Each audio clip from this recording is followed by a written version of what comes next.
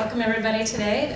My name is Maria Moore with Pathways Vermont. I'm the Development Director. Thanks so much for joining us today. We are starting out with a very short video of John Rogers, who is a Pathways Vermont board member and lives locally. He wasn't able to be here today, but he did speak recently at a select board meeting in Bennington about Pathways, so we wanted to start out with that. Thank you. I run a program, a Celebrate Recovery on Wednesday night. It's a 12-step recovery program for folks in the community. It's an open meeting, anyone's welcome. I've met a lot of people over the last few years in that program. One individual, you probably know, has been chronically homeless, living in our community for the last 20 years. I met him 3 years ago, and he's been in and out of places. And when I met him 2 years ago, when I sort of took on being his advocate, he was unsheltered, living in an abandoned home here in town. It was winter time, and there were nights where we're sitting in Burger King or in the church, just keeping him warm and alive. And so I went about advocating for him on behalf of him through the town, working through all our systems. Because he has such a backstory, because he's been evicted before, because he has a reputation, I couldn't get him housed.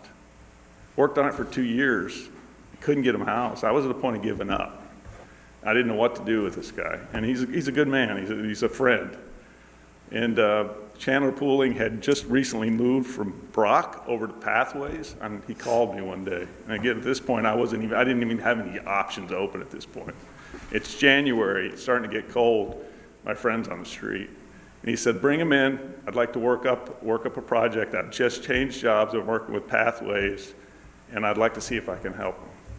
Within 6 weeks, we had this individual in a house, in a lease, full-term lease, in a house. He's been there since, and he's there now. He's went from working on, just trying to keep his stuff safe to actually getting healthy. The last time I saw him, he had colored his hair, and it's been a tremendous transformation. And I give all the credit to Pathways for that. They focus on the chronically homeless, those with mental health, those with substance use disorder, and they really go at the tip of the spear. It's not for everybody. It's for those folks that are really tough to house. And we need that here. So please come to the event, meet Hillary, meet the team, and they're amazing folks. I'm Chandler Pooling. I'm the Housing First team lead here in Bennington. I'm new to Bennington County. I've been here since 2018, and just about a year ago, I guess, started at Pathways Vermont. I'm glad to be working here. Glad Pathways was able to take some of the federal money that came from COVID relief and from the state and turn that into housing and support for people. Right now in Bennington, we've been here about a year, just under a year. We have an office which is a nice little spot in the mill building, the Mace building. But most of the time we're in the community, and we're running 2 programs, and that's, we try and get various funding streams to work with different people based on their needs and what they say. We listen to people's stories, and we say, how can we support? What is it that you need? Invariably, the people that get referred to us, the first thing is, hey, I need a place to stay. So that's where we start. That's why it's housing first. It's the first thing we do. It's not the last thing we do. It's just where we start. People say, I want housing, we can help. And traditionally, you have to go to a shelter, transitional housing, get a job, get sober. That's the old way of doing things. Sometimes that still happens. We just offer people housing without conditions and help them keep their housing, pay for their housing, and that's when we start really working on supporting people in their life to meet their own goals. And it works. It's a program that works. It saves the taxpayer money, blah, blah, blah, blah, blah. I'm just trying to give you a little idea of what we actually do, what's it look like here. So we started off, federal, state money came to us to help people in motels. It was mainly targeted at families, but we had a few individuals too, like the individual John mentioned in the video. We had We have maybe 30, 35 clients right now, and we started putting families in housing, and some of them are doing very well. The gentleman is still housed. We're still supporting him. And recently we've started working with the Department of Corrections. We're working with people, just about a month ago this program started here in Bennington. We're doing similar things, providing housing, and then getting started on people's goals. How can we support? What do you need? Whether that be getting Free Squares Vermont, the food stamp program, whether it be reconnecting with family, reconnecting with friends, career, education opportunities, health problems, whatever it is. So we start with housing, and then we're there at least once a week, sometimes multiple times, to make sure rent's being paid, that bottom line of housing is there, and it gives them the freedom to gives our friends, we call them clients, but they're friends of ours, hopefully in a kind of professional sense. It's a weird relationship, but it works. So that's where we are right now. After 1 year, about 35 clients, and we're hoping, to expand and take other opportunities to work with more and more people. The need is great here in Bennington. We know there's at least, we know of, as a town, at least 30 individuals who qualify as chronic homeless, which is homeless for more than a year and with a disability. At least 30 people that we've named and we know. So there's plenty more to do here in Bennington, and that's what we're here to do. Thanks.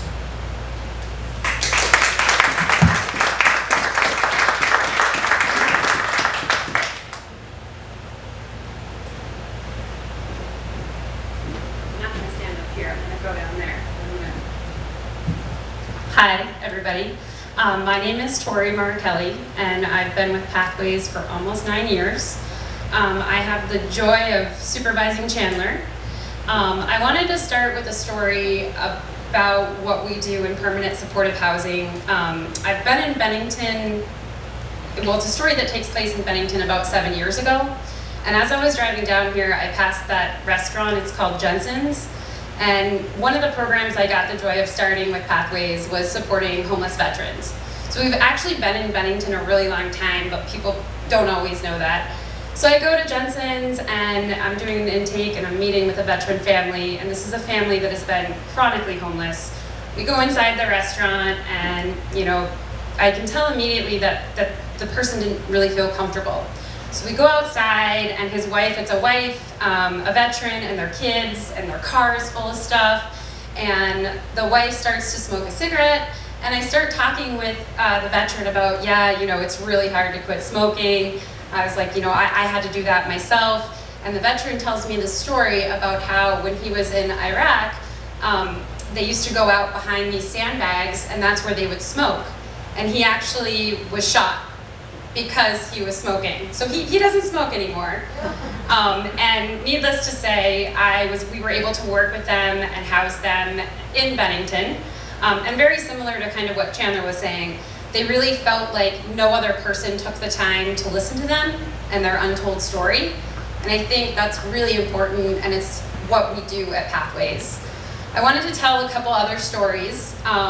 We have an on-call line at Pathways in our permanent supportive housing program. So our on-call line is for, mainly crisis situations, folks that are, maybe their pipes froze and they need to call and they need to get immediate help. But our on-call line is so much more to me. I want to tell you that usually in the morning I find myself listening to our clients that have called the on-call line. I want to start by telling a story of one particular woman. If I were to speak like her, I would say my name is Tori Markelli. This person has Tourette's, so they often say their name over and over again. She called the on-call line to make sure that I knew that after we housed her in her third apartment, that her salad dressing bottles didn't fit inside her fridge. And I spent some time talking to her on the phone, and it was great. Another on-call call that I find myself playing to myself, and I save these calls because it's something that kind of reminds me of I'm so lucky to do what I do and support the teams that I support. there's another individual who we've worked with for a very long time. This individual has gotten banned from every doctor's office because they don't really want to work with him. So typically his on-call calls are yelling at me, calling and just kind of saying, I don't know what it is you guys do. And then there's other on-call calls that are like, I'm sorry. And this individual recently passed away, but in Pathwaysianness, he was housed in his own apartment. He had medical care that he needed. And the Friday before he passed away, our service team went and visited him with our psychiatrist, and all he wanted was lotto tickets and a sub sandwich. And in reflecting about this person, I'm just so privileged to know his story. The other on-call, I wrote all these down, so I have to turn my page. The other on-call story that I have is another individual. He's kind of a Rastafarian guy, and every New Year's Day he calls on call just to say how thankful he is, and his messages are usually like, hey Tori, I'm so thankful I have my housing. This individual is somebody who was chronically homeless. I believe we've housed him maybe 4 times, and he's finally in his long-term apartment doing well. He actually won an essay contest for us. We have a client panel that kind of meets quarterly, and they really give back and give feedback to what our program is. And this individual won an essay contest to travel and go to a Pathways conference in Oregon. He also was able to perform with his reggae band at a coffee shop.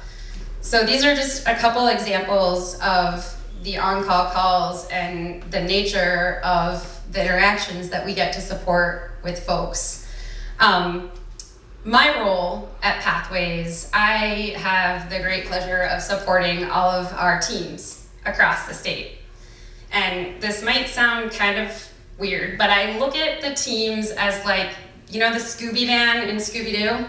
You got like Shaggy and Thelma, and you have all these people that are in this Scooby Van, and they like learn about people, and they go meet them where they're at. And they meet their needs, not tomorrow, not the next day, but like that day. And I think I told Hillary this, my ideal like on-call situation when we get more funding is to like have a van and like we can drive around. Because right now our on-call is like phone and such, but yeah, I'm so lucky. I feel that I've kind of been in Bennington before, but not Bennington in the way that we get to be here for the long haul. We don't ask a lot of people. We say that they need to want to have housing and they want to say hi to us a couple times a week. And that builds into more and more and more. I want to kind of tie it back to Bennington and end with another story that does have a Bennington connection. So as the select board member said and Chandler said, we work with folks that, you know, might need a lot to find housing. And my housing director and myself were driving around into this small town in Vermont, and we were going to meet with a landlord who was like a new landlord to Pathways. He was an old farmer. When we first met him, you could kind of tell that. He had a little notepad in his pocket, and he kind of, you know, that barn smell. It's new to me. I like the barn smell, but you could just tell. He didn't use the internet. He was older. We started to have a conversation with him, and he, you know, wanted to know about the program, and we were really hoping to house this person there in his apartment. And he immediately starts to tell us about the worst tenant he's ever had. And he talks to us about this tenant and just tells us like, and you know, I didn't think he was gonna say the tenant's name, but then he said the tenant's name. The tenant was from Bennington, but because we weren't in Bennington with our permanent supportive housing program, we had housed this client successfully for 4 years in another county. So like Jenny and I kind of looked at each other, that's our housing director, and we kind of smirked, and we did get the apartment to rent for our person.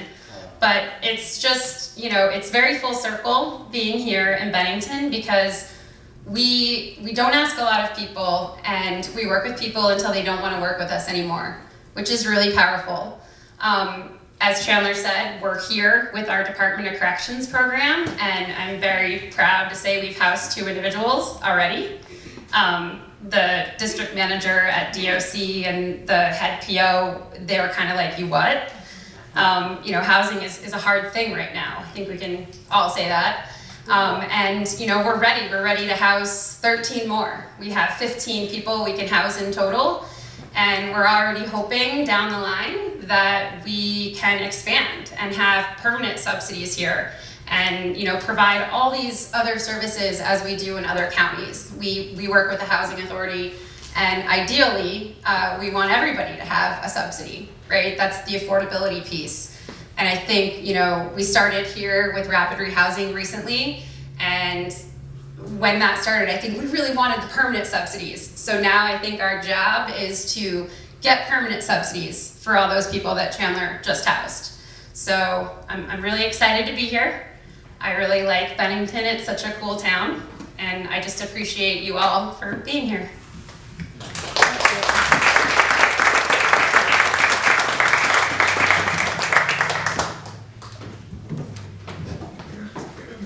Thank you, Tori.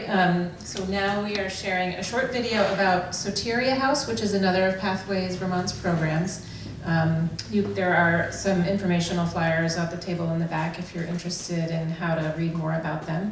But Soteria House is a program that is part of our providing innovative mental health alternatives, and it's available to everybody throughout the state, including Bennington County. So why don't you learn more about that?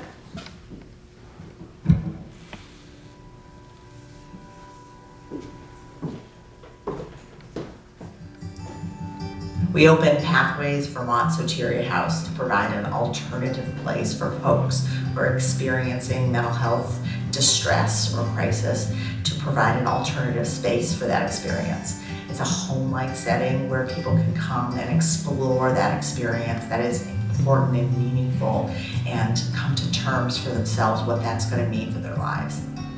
Soteria comes from the ancient Greek word meaning safety or salvation, deliverance. In present day terms, we use soteria to mean a community setting to support people who are experiencing what some people call first break psychosis. Soteria House is building a new paradigm for mental health services.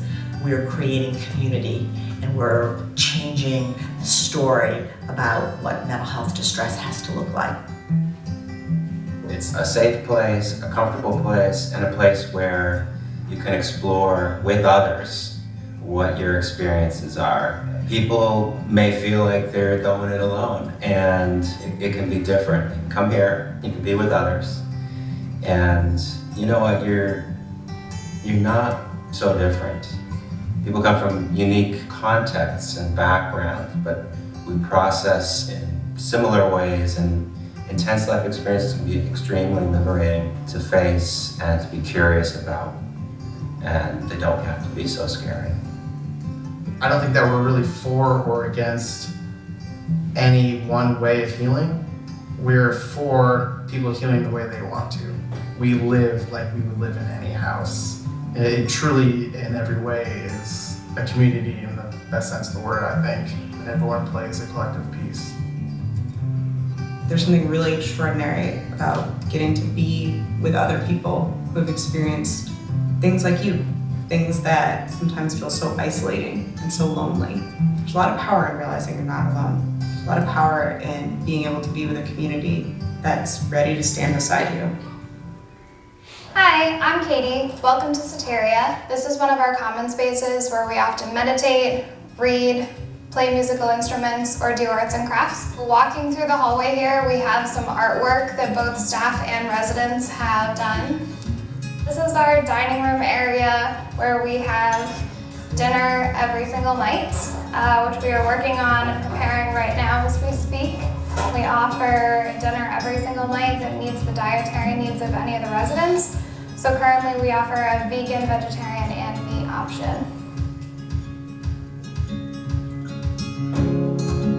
In the larger scheme of things, it is a short period of time you will stay with us. But we believe Soteria is a place where you can open up conversations and maybe find some answers for yourself and for your journey. At the very least, you will leave with some new tools, new friends, and a community full of hope and support. We look forward to meeting you.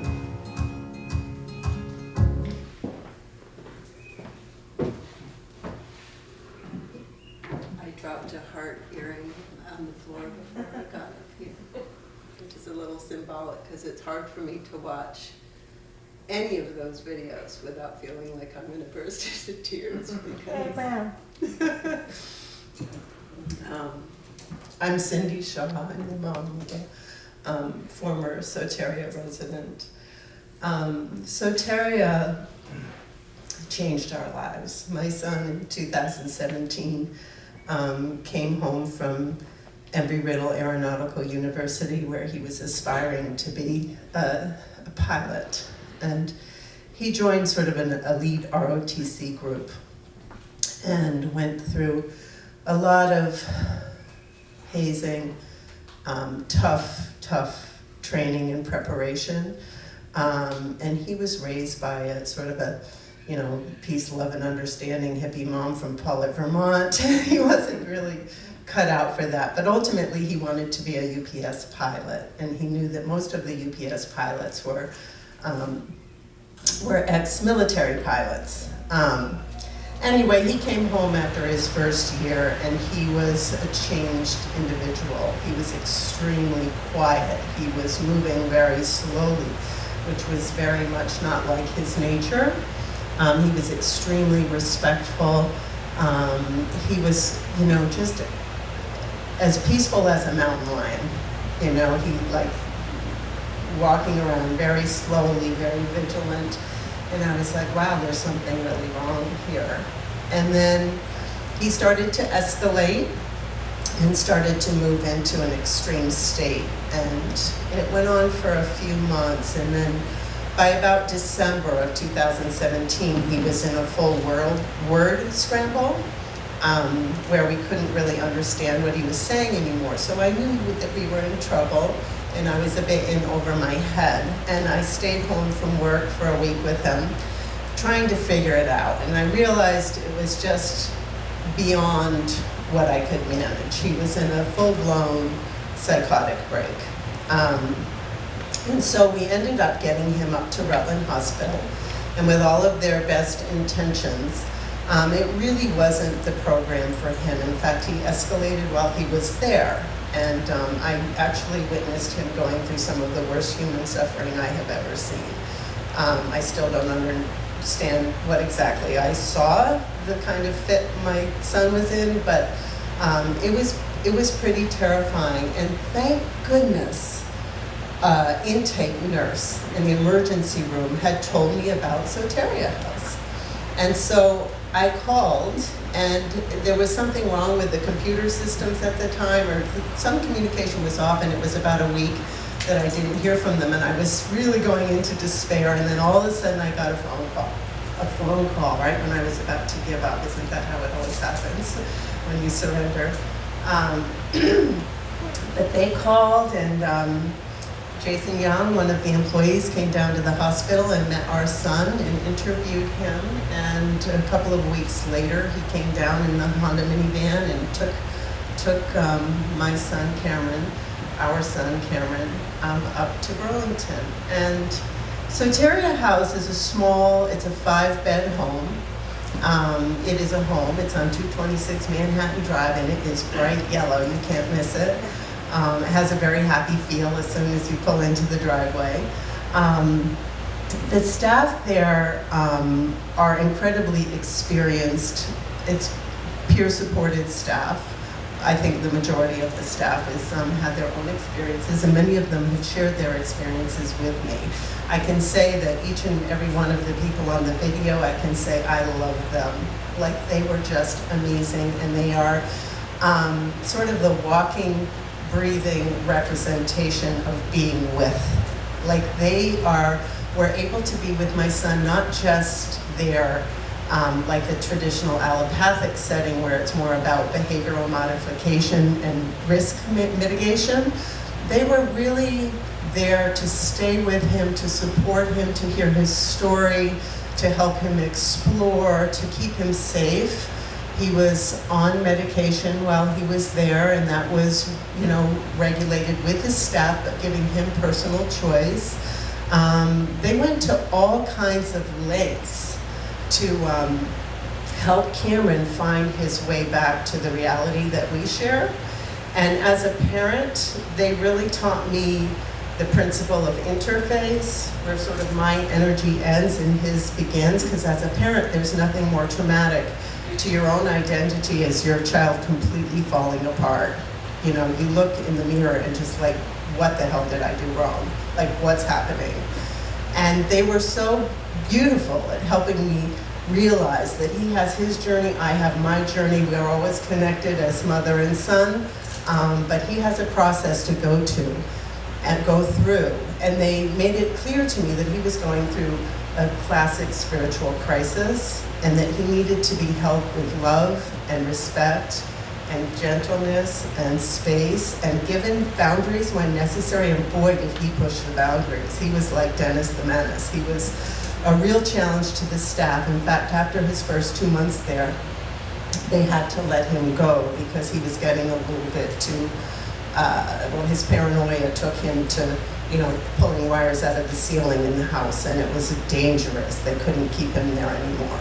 And so he ended up, because of no hospital beds available, and this is unfortunately far too common, he had to go to prison, and he was in not only the Chittenden prison, the women's prison overnight, but then he went up to, I can't remember, it doesn't matter, St. Albans, and then he was in Springfield. So he's in 3 different prisons over the course of 12 days while he was in full-blown psychosis, shackled, handcuffed. Like, the system was so far lacking in what he needed, and that was a really traumatic time for our family. And then he spent another couple of months in the state hospital up in Berlin? I don't remember. Yeah, Berlin, Vermont. Anyhow, the happy ending here, excuse me, I shake when I talk about this because trauma is physiological and we all experience a little bit about it, and that shaking is natural to move through, keep the energy moving. But at the state hospital, he started to improve to the point where he could fulfill the criteria for Soteria to allow him to come back. And Jason Young came back in the same Honda minivan and took him back to Soteria. And it was just amazing. You know, I just could not believe the level of dedication, devotion of that staff. They were just willing to go another mile and another mile and another mile. And they always held on to the health within my son. Like, they would allow him to explore his process and go through rituals and all kinds of different experiences and stay with him and keep him safe. But they always held on to who he was at his core. They always believed in his innate health and his innate wisdom to improve, to get better, to find his way back to our reality that most of us share. And they did that beautifully. His last 6 weeks there, he was working a full-time job, going back and forth between Soteria and his work. And then he came home. So he was there for 2 months, then there was a couple of months where he was in hospitals and prisons, and then he was back at Soteria for 2 more months. Then 2 years later, he slipped into another extreme state in the fall of 2019. And there was no way I was taking him back to the hospital after experiencing Soteria. I was like, that wasn't gonna happen. So I took him to the beach. We went to New England, we went to the beach, and I walked up and down the beach with my son and talked to him and picked up stones and, you know, made castles, and I just hung out with him for a week. He figured it out himself that he needed help. And he called Soteria.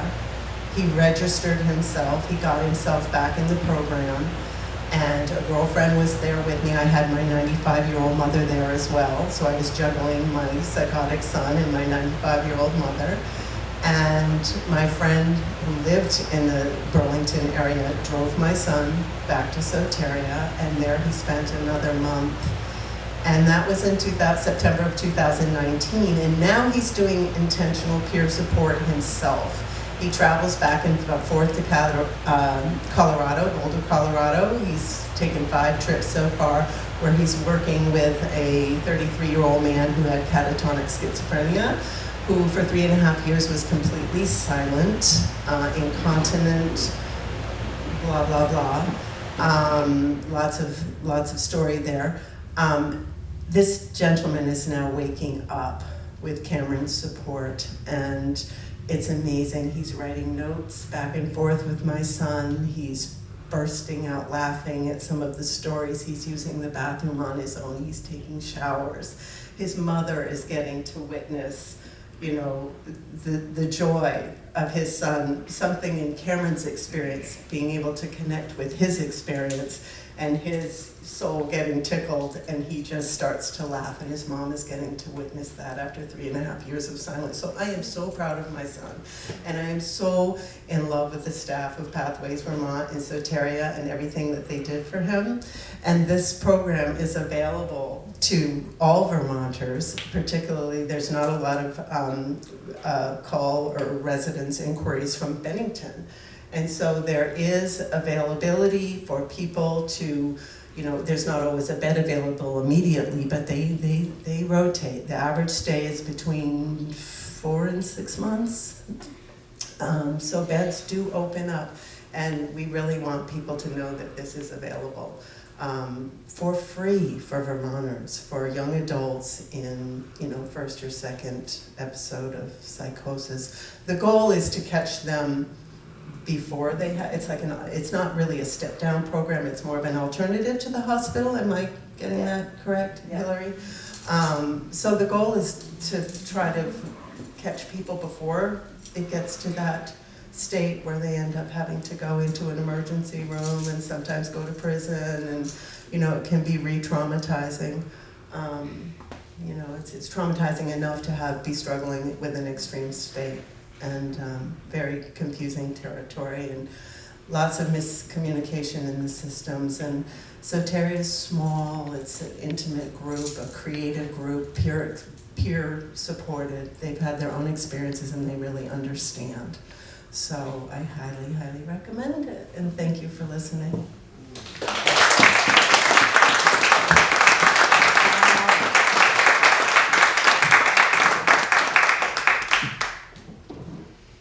Thank you, Cindy and Chandler and Tori. I'm Hillary Melton. I'm the Executive Director at Pathways Vermont, and I'm so happy that all of you came today to hear about our programs, and for the 3 of you to speak so eloquently and passionately. You can see our organization is full of passionate people who believe in supporting people to do better, be housed, to live happy lives, and you certainly can hear it in Tori and Chandler's and Cindy's voices, so appreciate them for coming. We started Pathways Vermont 11 years ago. We started in Burlington.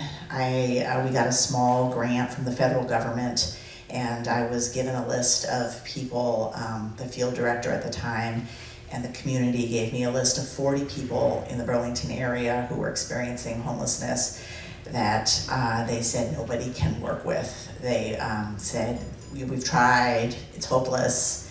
Here are 40 people that keep going in and out of prison, they keep going in and out of the hospitals, they keep going in and out of police stations, and we are at our wits' end about it. And the first year of our program, we housed 56 people. So those 40 plus. Our specialty is about supporting people that other people have given up on, that society's crushed. We're in the business of second and third and torment fourth and fifth chances, and we believe in people with all of our hearts, and we believe that everybody deserves a home. They deserve to be loved. They deserve to have somebody with them when they die.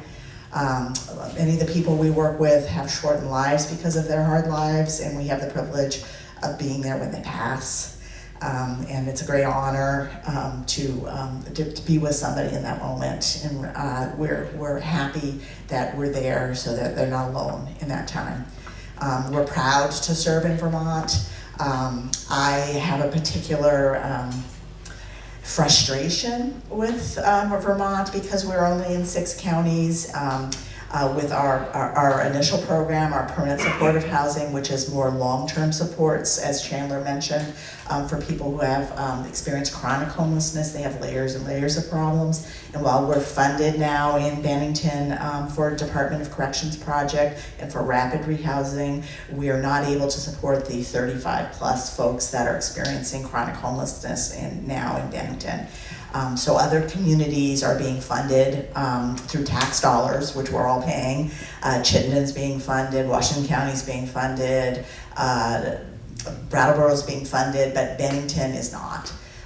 So I'm hoping that you who live here as constituents, and Mary, thank you for coming, and the audience can help rally so that we have equal opportunity for all people who are struggling in Vermont, including people living in Bennington. Everybody should be housed and should have the kinds of loving support that the Chandlers and the Tories that work at Pathways Vermont provide. That's really all I have to say. And thank you for coming out today. If you have questions, I'm here to answer. We have quite a few programs. If you saw on our flyer, if you have any questions about any of them, I'm happy to answer those. That was short. Hillary? Yes. You might mention that I'm also offering intentional peer support to parents of kids with psychosis in case anybody knows anybody, any families that need a little extra support. What she said. Yeah. Thank you. As Cindy's been a wonderful volunteer throughout this whole, since her son stayed at our Soteria program.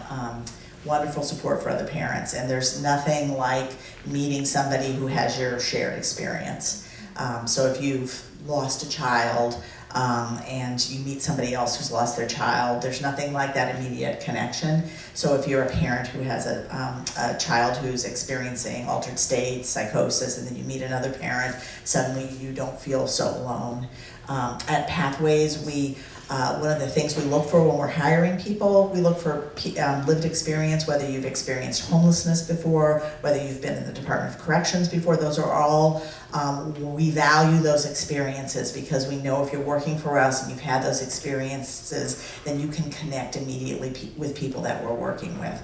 80% of our staff identifies having some sort of mental health challenges. 50% of our staff have experienced homelessness. Whole range. We have a veterans program. We try to hire people who've experienced, who are veterans who've been in the military before. So that's one of our core values as well.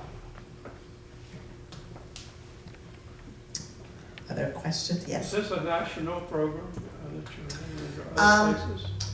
It's our Housing First project is an evidence, if you've heard the term evidence-based practice. Housing First is an evidence-based model, so all over the United States, actually all over the world, people use the Housing First model, which is based on listening to what people want and putting them in the driver's seat and providing housing first and not requiring them to get sober, get a job, be on medication or anything. I was the first program director of the very first Housing First project in New York City in 1992. So I helped start the Housing First evidence-based practice. It's kind of in my blood. I was living in Vermont. My mother was living here and had cancer, so I moved to Vermont, and it was kind of karmic that that Vermont got a grant at the time that I was here, so that I could bring the Housing First model here. We were the first rural implementation of the Housing First model in the United States, right here in Vermont, which is, we're proud of that. That was probably more information than you needed for that. What about senior citizens? Our services are all predicated by the funding. So if you're in our Housing First program, you have to be experiencing homelessness. So it doesn't matter if you're a senior or if you're 18, if you're experiencing homelessness, that category would qualify you if there's funding available, if we haven't filled all the spaces up. Our Soteria House is usually first or second, they call first or second break psychosis. Typically is younger people, but there's also older people sometimes that step into that altered state world, so they're eligible at Soteria House as well. We have a statewide peer support line. So there's a phone number you can call any day of the week, 24/7. It's called the Pathways Vermont Support Line. So anybody can access that. The number's, I think it's 888 VT Talks. It's on the cards. So that's available for anybody to call if you want to speak to somebody who's going to not judge you or try to diagnose you, but is going to be in a relationship with you around a difficult lived experience and willing to share their own experiences with you without giving you advice, connecting as a person. So that's available, the legislature funded that 24/7 this last year, so that's available for any Vermonter to call anytime, day or night, to connect with somebody. Would you be able to tell me the name of the program and the other counties that are being funded? Yes. Because there's so many different sources coming from different areas, and I'm really upset that we don't have a program. Yes, it's That we need to do. absolutely. I'm upset myself. I'm not a political being, so I haven't been able to figure out how to make it, It's hard because, like I said, so often they're coming, the channeling of money is coming in from different Yes. areas, and so they don't always connect. That's So true. you can do it. It's Housing First, and it's through the Department of Mental Health. And Mary, I'll follow up with an email and send you information, because I think we ended up in some counties because people in the county asked for it. And we're not, I think somebody talked about collaborating with other agencies. We're not a magic bullet. We're part of the system of care. And there's a group of folks that fall out of the system of care that we're a different door they can walk through. So it's a part of a network of support, including VCIL is nodding, that we work together to support people. We have a particular expertise, and in communities in St. Albans, there was a very feisty Pam McCarthy, field director at the time, demanded that we come to St. Albans, and now we have a team there. It seems like if there's local outcry saying, why are we in Chittenden and why are we in St. Albans, but we're not in Bennington, I hope that would move the needle. Well, it's the reason, we're here, and thank Chandler, who is, even before we came to Bennington, he's been, the rallying voice in Bennington to keep expanding, keep bringing us here, from the Veterans Program when we started to rapid rehousing and now the Department of Corrections. We want our Department of Mental Health, Housing First, to be there for those 35 folks that you all probably know, walk by on the streets that just aren't, it's not happening.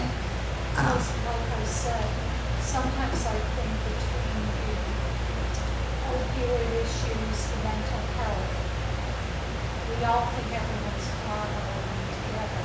And sometimes they feel separate. So it's important to really fine tune what the needs are for specific. It may be different pieces of the Absolutely. I think it's almost impossible to work on your mental health or your sobriety if you don't know where you're going to use the bathroom. Right. You don't know where you're going to put your head down and you're on survival. Right. So that's the whole basis of Housing First, is to support people to get housing and then provide the supports that they need. And, you know, we need landlords in Bennington to work with us. We need Shire's House to work with us. Right now, some housing places tend to screen the folks that we work with out. In my 30 plus years experience, you can't always know who's going to be a good tenant and what the moment in time is for them. That's why you just keep trying. 50% of the people we've worked with, the first house that they're in, they stay, even though if they were somebody who was wandering the streets, maybe incoherently eating out of dumpsters, or somebody you think could not manage their apartment, gets in an apartment and maintains that apartment. So we can't prejudge people about their ability to maintain housing. We have to give them a chance, we have to provide the support, and then we have to keep doing that until it clicks. And it does click. It does. And if, you know, it's our responsibility, I believe. I'm in a church, I feel like I'm preaching a little bit. Go ahead, go ahead, go ahead. Go ahead, sister. I believe it's our human responsibility to take care of our brothers and sisters. Yeah. It is our human responsibility to make sure that we don't have people living on the streets. And if we need to write letters and make phone calls to make that happen, if we need to march on the streets, walk every month, then we do whatever we can. I know everybody has different, you know, abilities to do that, but we can all pick up the phone, we can all write an email, and we could say, you know, we're in a housing crisis, and enough is enough. You know, we need to stop that. So I think everybody who's here believes that, because you wouldn't be here, and you all do your part. We're going to have to do a little more. You know, we'll keep doing more until until everybody has a roof over their heads. And it doesn't mean poverty is going to go away. It doesn't mean we're going to cure addiction. It doesn't mean we're going to cure trauma. But people could be housed, and then they have at least a foundation from which they can give it a try. You know, I think at least that. So thank you all for coming. If you have more questions, Maria had a sign up out there. If you want to sign up, we could make sure you get our newsletter. We can make sure we keep you updated on our what we're up to and our progress. Sometimes we have calls to actions to make phone calls. Mary and I will be connecting when the session starts, as well as other, you know, Bennington representatives. Yes. So thank you. Thank you.